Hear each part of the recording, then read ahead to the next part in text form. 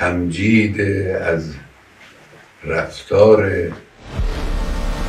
Iran ইসরায়েলের মধ্যে টানা ১৩ দিনের সংঘাত শেষে যুদ্ধবিরতি কার্যকর হওয়ার পর প্রথমবার মুখ খুলেছেন ইরানের সর্বোচ্চ ধর্মীয় নেতা আয়াতুল্লাহ আলী খামেনি। বৃহস্পতিবার যুদ্ধবিরতির পর প্রথম মন্তব্যে ইরানের সর্বোচ্চ নেতা বলেছেন, ইসরায়েলকে চূর্ণ বিচূর্ণ করেছে ইরান।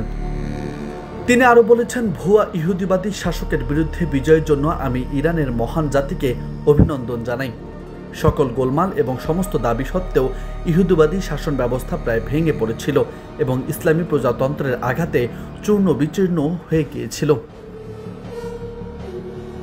কোনো প্রকার উস্কানি ছাড়াই গত ১৩ জুন দিনগত রাত হঠাৎ ইরানে হামলা শুরু করে ইসরায়েল। অপারেশন রাইজিং লায়ন নামের এই অভিযানে রাজধানী তেহরান সহ ইরানের বিভিন্ন সামরিক স্থাপনা, পরমাণু গবেষণা কেন্দ্র ও আবাসিক স্থাপনায় হামলা চালায় ইহুদিবাদী সেনারা।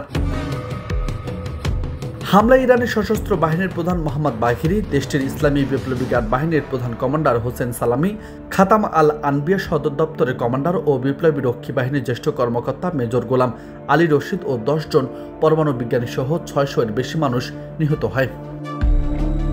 ইসরায়েলের হামলার পর পাল্টা প্রতিশোধ হিসেবে অপারেশন ট্রু প্রমিস ৩ নামে অভিযান শুরু করে ইরান। তেহরানে ব্যালিস্টিক ক্ষেপণাস্ত্র ইসরায়েলের উন্নত আকাশ প্রতিরক্ষা ব্যবস্থাকে ভেদ করে গুরুত্বপূর্ণ লক্ষ্যবস্তুতে আঘাত হানছে। এতে হতাহত কম হলেও ইসরায়েল ব্যাপক ক্ষয়ক্ষতি হয়েছে। দুই দেশের মধ্যে চলমান সংঘাতের মধ্যে গত ২১ জুন দিনগত রাতে ইরানের ফোর্দো, নাতাউন্স ও ইস্পাহান পারমাণবিক স্থাপনায় হামলা চালায় যুক্তরাষ্ট্র।